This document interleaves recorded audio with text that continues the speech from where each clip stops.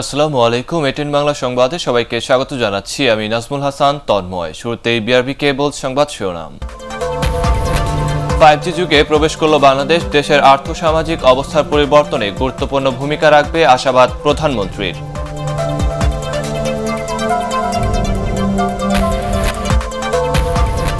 কানাডায় প্রবেশ করতে না পেরে দেশে ফিরলেন ডাক্তার মুরাদ হাসান। ডিজিটাল নিরাপত্তা আইনে 3 মামলা।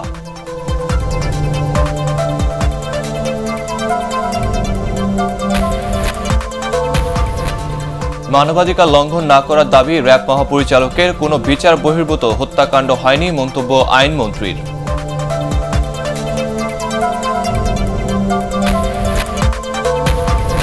এবং র্যাবের বিষয়ে যুক্তরাষ্ট্রের সিদ্ধান্ত একপেশে মনে করে আওয়ামী লীগ। দেশের জন্য কলঙ্কজনক বলছে বিএনপি।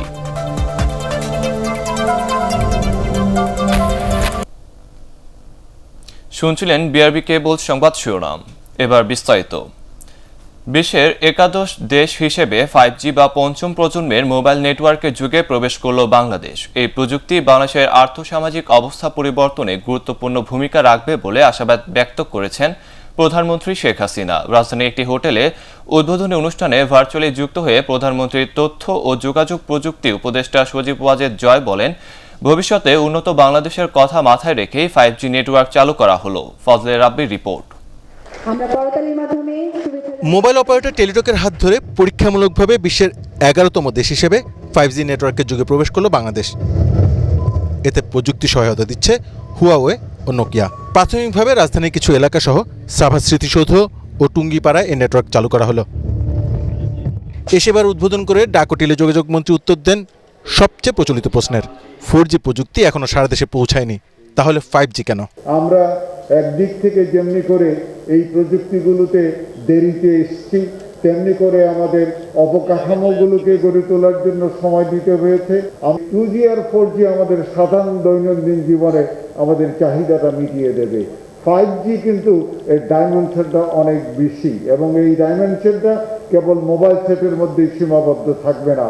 এটি আপনার ঘর বাড়ি থেকে শুরু করে কল কারখানা, ব্যবসা বাণিজ্য, কৃষি, চিকিৎসা, যেই দিকে আপনি নাম উচ্চারণ করবেন সেই দিকে কিন্তু এই প্রযুক্তি তার প্রসার ঘটাবে। প্রধানমন্ত্রীর তথ্য প্রযুক্তি উপদেষ্টা সজীব ওয়াজেদ বলেন, নেটওয়ার্ক গতিতে পিছিয়ে থাকলে পিছিয়ে যাবে ভবিষ্যৎ বাংলাদেশ। আওয়ামী লীগ যতদিন ক্ষমতায় থাকবে উন্নয়নের এই গতি অব্যাহত থাকবে। আজকে বাংলাদেশ না, ভবিষ্যৎ বাংলাদেশ আমরা কি দেখতে চাই সেই দিকে আমরা নজর রেখে এগিয়ে যাচ্ছি। তাই আজকে যখন কেবল 5G নিয়োগ করা হচ্ছে সব থেকে উন্নত দেশে, আমরা তার সাথে তাল মিলিয়ে বাংলাদেশে সেই সময় আমরা 5G লঞ্চ করছি। উচ্চগতির মোবাইল নেটওয়ার্ক দেশের আর্থসামাজিক অবস্থার পরিবর্তনে গুরুত্বপূর্ণ ভূমিকা রাখবে। শুভেচ্ছা বক্তব্যে এমনটাই আশা করেন প্রধানমন্ত্রী শেখ হাসিনা। উচ্চগতির টেলিযোগাযোগ চালুর ফলে দেশের আর্থসামাজিক উন্নয়নের এই জোয়ার আরো বেগবান হবে। 5G প্রযুক্তির মাধ্যমে চতুর্থ শিল্প বিপ্লব বাস্তবায়নে বাংলাদেশ অগ্রণী ভূমিকা পালন করতে পারে। দেশের শিল্প বাণিজ্য যোগাযোগ প্রযুক্তিতে বৈপ্লবিক পরিবর্তনের মাধ্যমে মানুষ জীবনযাত্রা এবং জীবনমান আরো উন্নত করতে সক্ষম হবে। ফজলে রাব্বি, এটিএন বাংলা, ঢাকা। কানাডার পর দুবাইয়ে ঢুকতে ব্যর্থ হয়ে অবশেষে দেশে ফিরতে হলো সাবেক তথ্য ও সম্প্রচার প্রতিমন্ত্রী ডক্টর মুরাদ হাসানকে। রোববার বিকেলে এমিরেটস এয়ারলাইন্সের একটি ফ্লাইটে হজরত শাহজালাল আন্তর্জাতিক বিমানবন্দরে পৌঁছান তিনি। এর আগে কানাডায় ঢোকার চেষ্টা করে ব্যর্থ হলে সেখান থেকে দুবাইগামী একটি ফ্লাইটে তাকে তুলে দেওয়া হয়। একরামুল হক সাইমের রিপোর্ট। বিদেশে গিয়ে নিজেকে আড়াল করার সব চেষ্টায় ব্যর্থ হল সংসদ সদস্য ডাক্তার মুরাদ হাসানের। তড়িঘড়ি সিদ্ধান্ত কোনো কাজে এলো না। মুখোশে নিজেকে লুকালেও আলোচনার বাইরে যেতে পারেননি তিনি। ফলে আবারও টক অব দ্য কান্ট্রি সাবেক তথ্য ও সম্প্রচার প্রতিমন্ত্রী।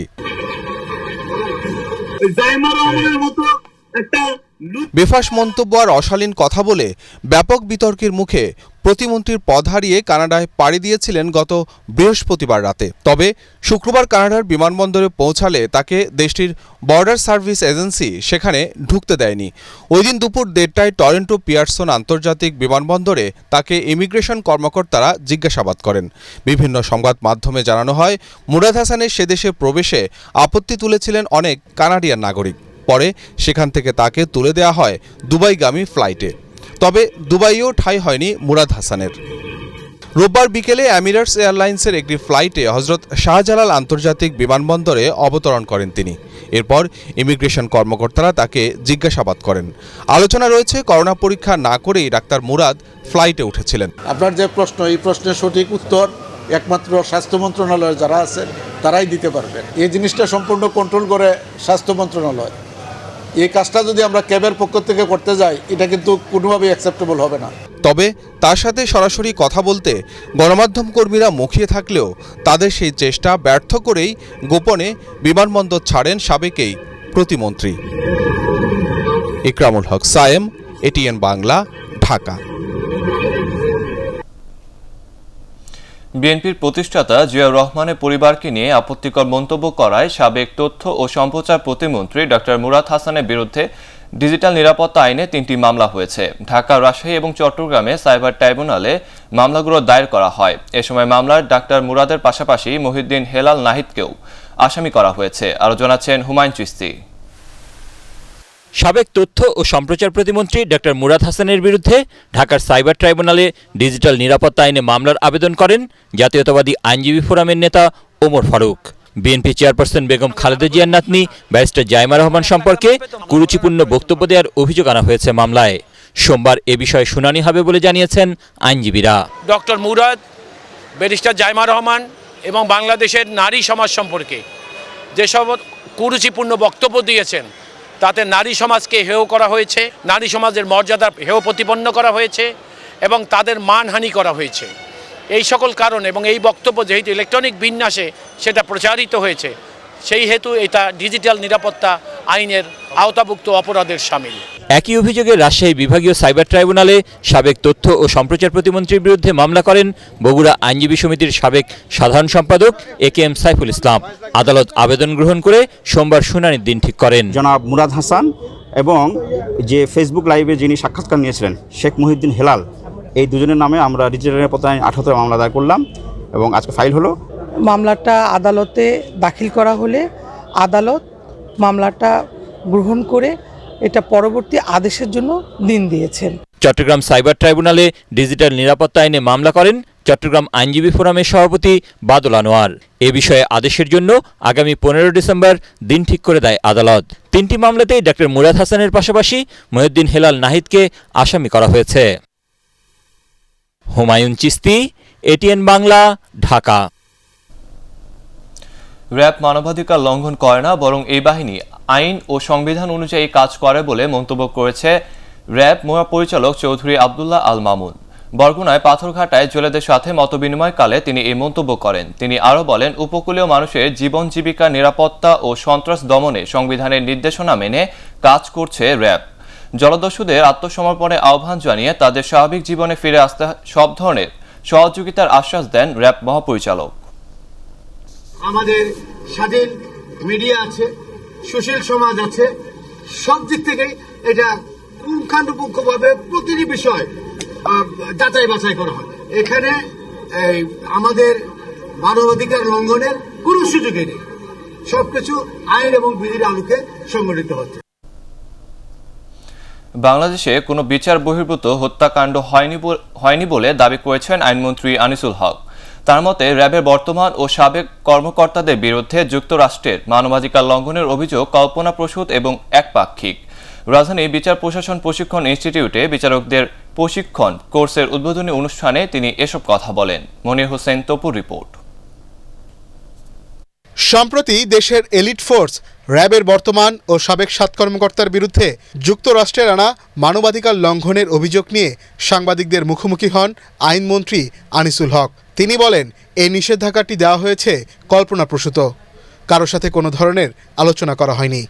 বাংলাদেশের কোনো বিচার বহির্ভূত হত্যা হয় নাই, হত্যাকাণ্ড হয় নাই। যাদের বিরুদ্ধে এই স্যাংশন দেওয়া হয়েছে তাদের পক্ষ শোনা হয়েছে বলে আমার মনে হয় না।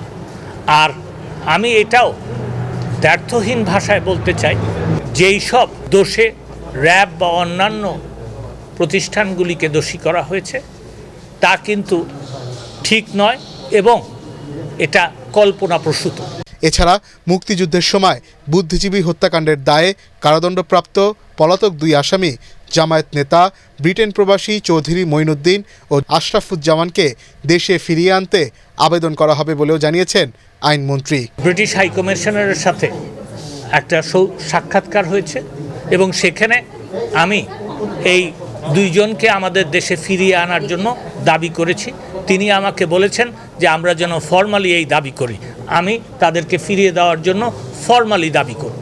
এর আগে জেলা ও দায়রা জজ এবং সমপর্যায়ের বিচার বিভাগীয় কর্মকর্তাদের 26তম প্রশিক্ষণ কোর্সের উদ্বোধন করেন আইনমন্ত্রী। এ সময় তিনি বলেন, মামলা নিষ্পত্তিতে গতি বাড়াতে ই-জুডিশিয়াল প্রকল্প একনেকে দ্রুত উপস্থাপন করা হবে। জেলখানার মনির হোসেন তপু, এটিএন বাংলা, ঢাকা। র্যাবের বিষয়ে মার্কিন প্রশাসনের সিদ্ধান্ত একপেশে ও রাজনৈতিক উদ্দেশ্যে প্রণোদিত বলে মন্তব্য করলেন আওয়ামী লীগ সাধারণ সম্পাদক ওবায়দুল কাদের। সচিবালয়ের ব্রিফিংয়ে তিনি আরও বলেন, এই সিদ্ধান্ত দেশের ভেতরে জঙ্গিবাদ ও সন্ত্রাসীদের উৎসাহিত করবে। ৭১-এ বাংলাদেশের বিরুদ্ধে যুক্তরাষ্ট্র ৭ম নৌবহর পাঠিয়েছিল জানিয়ে সড়ক পরিবহন ও সেতুমন্ত্রী বলেন, ৭৪-এ সংকটকালেও কিবার কাছে পাট বিক্রির অজুহাতে খাদ্যবাহী জাহাজ মাঝপথ থেকে ফিরিয়ে নিয়েছিল তারা। ৭৫-এ বঙ্গবন্ধু হত্যাকাণ্ডের পেছনে যুক্তরাষ্ট্রের ভূমিকা নিয়ে প্রশ্ন থাকলেও বিষয়গুলোকে বাংলাদেশ বন্ধুত্বের প্রশ্নে বাধা হতে দেয়নি বলেও মন্তব্য করেন ওবায়দুল কাদের।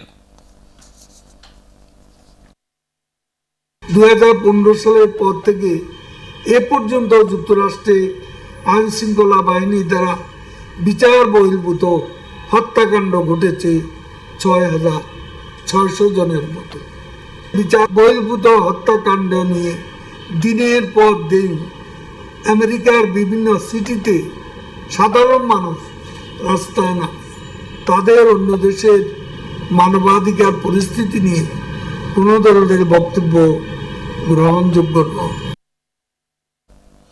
কিছু ব্যক্তি এবং এনজিওর ভুল তথ্যের কারণে যুক্তরাষ্ট্র র্যাবের সাবেক ও বর্তমান কর্মকর্তাদের উপর নিষেধাজ্ঞা জারি করেছে বলে মনে করেন তথ্য ও সম্প্রচার মন্ত্রী ডক্টর হাসান মাহমুদ। তিনি বলেন, যুক্তরাষ্ট্রে অহরহ মানবাধিকার লঙ্ঘনের ঘটনা ঘটছে, ফলে এ ধরনের নিষেধাজ্ঞা অগ্রহণযোগ্য। এতে দুদেশের সম্পর্কের অবনতি ঘটবে না বলেও আশা করেন তিনি। সচিবালয়ে একটি বইয়ের মোড়ক উন্মোচন অনুষ্ঠানে তথ্যমন্ত্রী এসব কথা বলেন। র্যাবের কর্মকর্তাদের উপর মার্কিন ট্রেজারি ডিপার্টমেন্ট যেভাবে ব্যান আরোপ করেছে, এটা অনভিপ্রেত, দুঃখজনক, অগ্রহণযোগ্য। আমাদের দেশের কিছু এনজিও, কিছু ব্যক্তিবিশেষ তারা ক্রমাগতভাবে বিভিন্ন জায়গায় দেশের বিরুদ্ধে ষড়যন্ত্র করছে। ফ্যাব্রিকেটেড, মিসলিডেড তথ্য উপাত্তের প্রেক্ষিতে এই সিদ্ধান্ত হয়েছে বলে মনে করি। এই ঘটনা একটি বিচ্ছিন্ন ঘটনা হিসাবেই থাক এবং আমাদের সাথে মার্কিন যুক্তরাষ্ট্রের যে সম্পর্ক, এটির উপর কোনো প্রভাব পড়বে না। র্যাবের বিরুদ্ধে নিষেধাজ্ঞা দেশের জন্য কলঙ্কজনক বলে মন্তব্য করেছেন বিএনপি মহাসচিব মির্জা ফখরুল ইসলাম আলমগীর। তার ভাষায়, ক্ষমতায় থাকতে রাষ্ট্রযন্ত্রকে ব্যবহার করে আওয়ামী লীগ এ পরিস্থিতি তৈরি করছে। ঢাকা রিপোর্টার্স ইউনিটিতে এক অনুষ্ঠানে বিএনপি চেয়ারপারসন বেগম খালেদা জিয়ার মুক্তি ও বিদেশে চিকিৎসার দাবি আদায়ে কঠোর আন্দোলনের হুঁশিয়ারি দেন তিনি। কামরুজ্জামান রাজীবের রিপোর্ট। ঢাকা রিপোর্টার্স ইউনিটিতে জাতীয়তাবাদী কৃষক দলের প্রতিষ্ঠাবার্ষিকীর আলোচনা সভায় অংশ নিয়ে বিএনপি মহাসচিব দাবি আদায়ে সংগঠনকে শক্তিশালী করার তাগিদ দেন। এ সময় র্যাবের উপর মার্কিন নিষেধাজ্ঞার বিষয়ে মির্জা ফখরুল বলেন, আওয়ামী লীগ নিজেদের ক্ষমতা চিরস্থায়ী করতেই আইন শৃঙ্খলা রক্ষাকারী বাহিনীকে হাতিয়ার হিসেবে ব্যবহার করছে।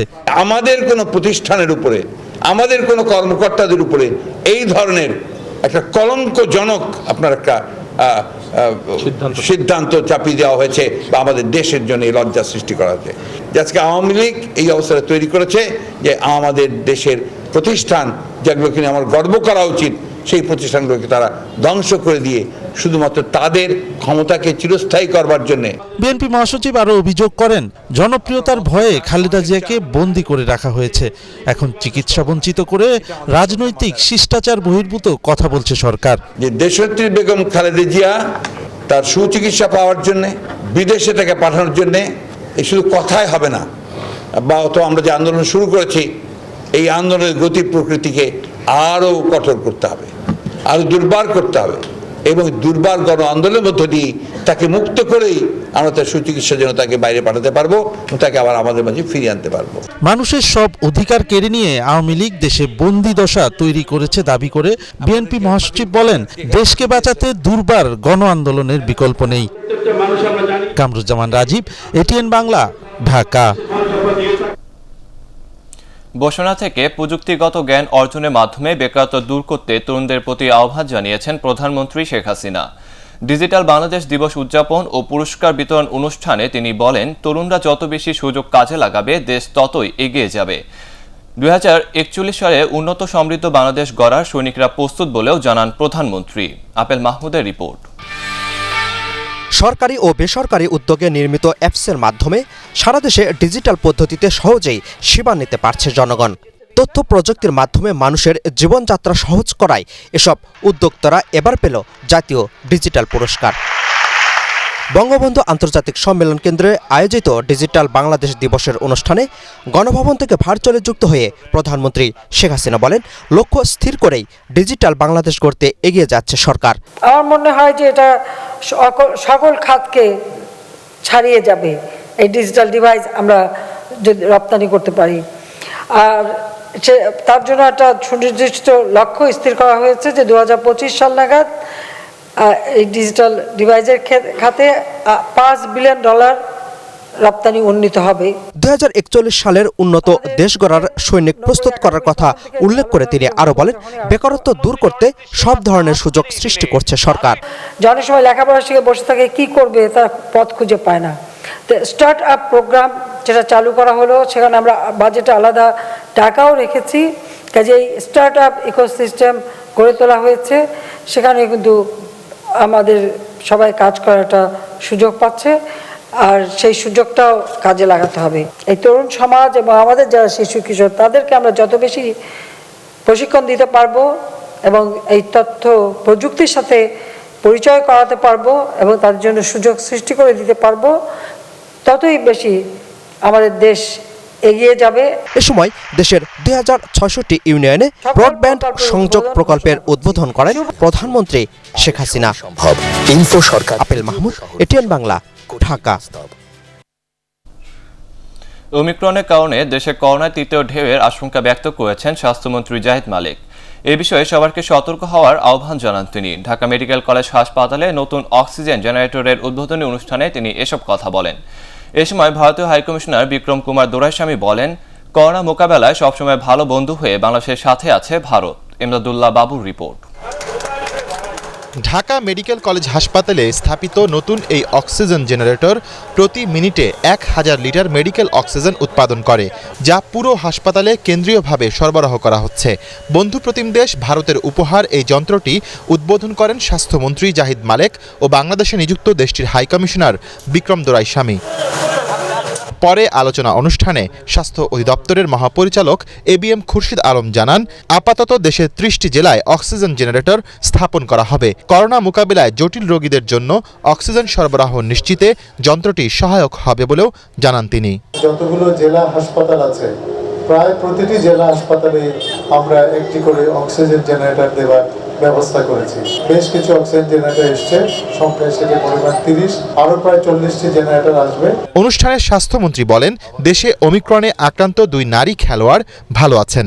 নতুন করে কারো মধ্যে এটি এখনো ছড়ায়নি। এ সময় ভারতীয় হাইকমিশনার জানান, করোনার তৃতীয় ঢেউ মোকাবিলায় 2 দেশ একসাথে কাজ করবে। As part of our commitment to our friendship with Bangladesh, our COVID-related health cooperation included the provision of supply of PPE kits, medical equipment, testing kits, vaccines, and through capacity building and experience sharing workshops. Bangladesh also reciprocated with great generosity to send us medicines and other useful items during our second wave. So as friends, we're always there for each other. আমাদেরকে খুবই সজাগ থাকতে হবে, কারণ সংক্রমণের দিক দিয়ে সেটা ডেল্টা ভেরিয়েন্ট থেকে অনেক বেশি। অনেক লোক আমাদের দেশেও মৃত্যুবরণ করেছে। আমরা আর এই তৃতীয় ওয়েভ আমরা চাচ্ছি না, আমরা দ্বিতীয় ওয়েভের মধ্যেই এর সমাপ্ত করতে চাই। মন্ত্রী আরও জানান, ঢাকা মেডিকেল কলেজ হাসপাতালকে আগামীতে 5000 শয্যার হাসপাতালে রূপান্তর করা হবে। ইমদাদুল্লাহ বাবু, এটিএন বাংলা, ঢাকা। বরিশালবাসীর শুভেচ্ছায় সিক্ত হয়েছেন এটিএন বাংলা ও এটিএন নিউজের চেয়ারম্যান ডক্টর মাহফুজুর রহমান। রোববার সন্ধ্যায় ঢাকা থেকে বরিশালে পৌঁছালে বিমানবন্দরে হাজারো মানুষ তাকে স্বাগত জানান। শুরুতেই ডক্টর মাহফুজুর রহমানকে ফুল দিয়ে শুভেচ্ছা জানান এটিএন বাংলার অনুষ্ঠান বিভাগের additional vice president Firoz Alam Badal ও বরিশাল প্রতিনিধি হুমায়ুন কবির। পরে বিমানবন্দরে বরিশাল শহীদ আব্দুর রব শেরনিয়াবাদ প্রেস ক্লাবের সাধারণ সম্পাদক কাজী মিরাজ মাহমুদের নেতৃত্বে সাংবাদিকরা ও বাবুগঞ্জের রহমতপুর ইউপি চেয়ারম্যান আখতারুজ্জামান মিলন সহ ইউপি সদস্যরা তাকে স্বাগত জানান। পরে doctor Mahfuzur Rahman hotel grand পার্কে পৌঁছালে সেখানে তাকে বরিশালবাসীর পক্ষ থেকে হালিমা খাতুন মাধ্যমিক বালিকা বিদ্যালয়ে শিক্ষার্থীরা উষ্ণ সংবর্ধনা জানান। এরপর বরিশাল মেট্রোপলিটন প্রেস ক্লাবের সভাপতি আবুল কালাম আজাদের নেতৃত্বে সাংবাদিক ও ইউরোবিডির কর্মকর্তা সহ বিভিন্ন সংগঠন ডক্টর মাহফুজুর রহমানকে ফুল দিয়ে স্বাগত জানান। বহিঃশত্রু আক্রমণ করলে তা মোকাবেলা করার সক্ষমতা বাংলাদেশ অর্জন করেছে বলে জানিয়েছেন প্রধানমন্ত্রী শেখ হাসিনা।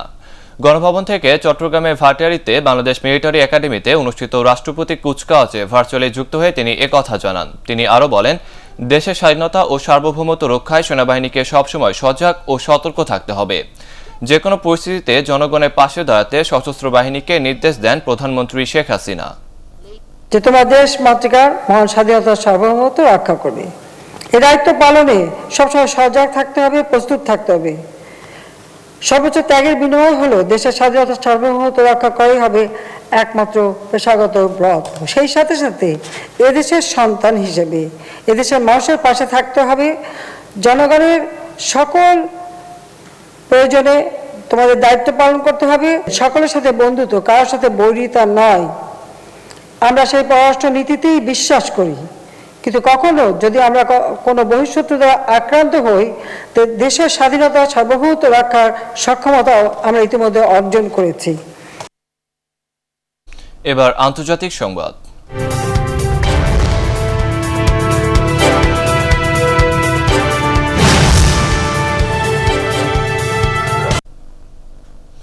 যুক্তরাষ্ট্রে শক্তিশালী টর্নেডোর আঘাতে মৃতের সংখ্যা 100 ছাড়াতে পারে বলে আশঙ্কা করা হচ্ছে। শুক্রবার দেশটির মধ্য পশ্চিমাঞ্চলে আঘাত হানে 30টিরও বেশি টর্নেডো। লন্ডভন্ড হয় কেনটাকি সহ 6 অঙ্গরাজ্য। পরে কমপক্ষে 83 জনের লাশ উদ্ধার করা হয়। বরকতুল্লাহ সুজনের রিপোর্ট। যেন কোনো বিশালাকার দৈব দানবের দন্তনখের আঁচড়ে তছনছ কেনটাকি। মাটির সাথে মিশে গেছে ইটকাঠের ঘরবাড়ি, ব্যবসা প্রতিষ্ঠান, শিল্প কারখানা, বৃক্ষ, সবকিছু। আমেরিকার ইতিহাসে একে দেখা হচ্ছে অন্যতম ভয়ানক দুর্যোগ হিসেবে। টর্নেডোয় সবচেয়ে বেশি ক্ষয়ক্ষতি হয় কেনটাকিতে। এছাড়াও লন্ডভন্ড হয় ইলিনয়, মিসৌরি, টেনেসি, মিসিসিপি ও আরকানসাস রাজ্য। ঝড় আসার আগে ও পরের এই সব স্যাটেলাইট ছবি দেখেই বোঝা যায় কতটা ভয়ানক সময় গেছে এই সব ঘরের বাসিন্দাদের। সেসব ধ্বংসস্তূপ থেকেই এখন বেরিয়ে আসছে মরদেহ। স্থানীয়রা বলছেন, নিখোঁজ কাউকে জীবিত পাওয়া গেলে তা হবে বিস্ময়কর ঘটনা। এদিকে দুর্গতদের জন্য প্রয়োজনীয় সবকিছু করার আশ্বাস দিয়েছেন প্রেসিডেন্ট জো বাইডেন। একই সঙ্গে এতগুলো টর্নেডোর আঘাত হানার সাথে জলবায়ু পরিবর্তনের কোনো সম্পর্ক রয়েছে কিনা তাও খতিয়ে দেখার ঘোষণা দেন তিনি। The intensity of the weather across the board has some impacts as a consequence of the warming of the planet and the climate change. এরই মধ্যে কেনটাকির ক্ষতিগ্রস্ত বাসিন্দাদের সাহায্যার্থে বড় অঙ্কের তহবিল ছাড় করেছেন president Joe Biden. Barkatullah Sujan, ATN Bangla. এবার পার্টিক্স খেলার খবর।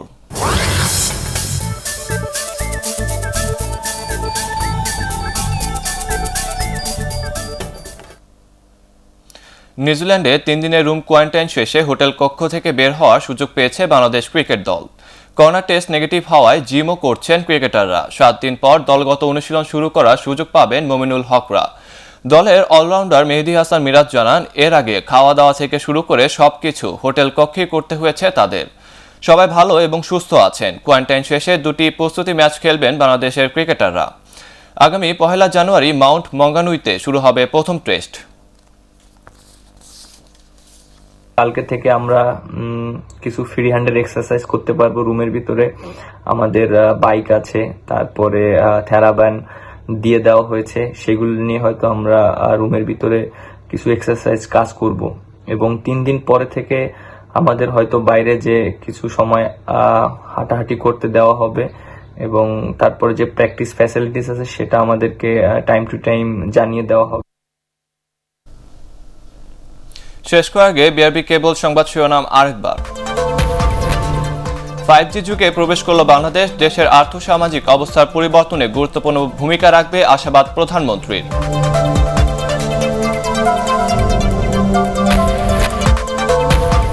কানাডায় প্রবেশ করতে না পেরে দেশে ফিরলেন ডক্টর মুরাদ হাসান, ডিজিটাল নিরাপত্তা আইনে 3 মামলা।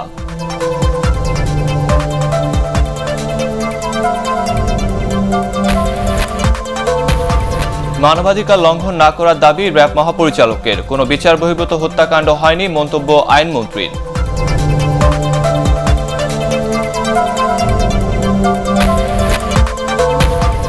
এবং র্যাবের বিষয়ে যুক্তরাষ্ট্রের সিদ্ধান্ত একপেশে মনে করে আওয়ামী লীগ, দেশের জন্য কলঙ্কজনক বলছে বিএনপি।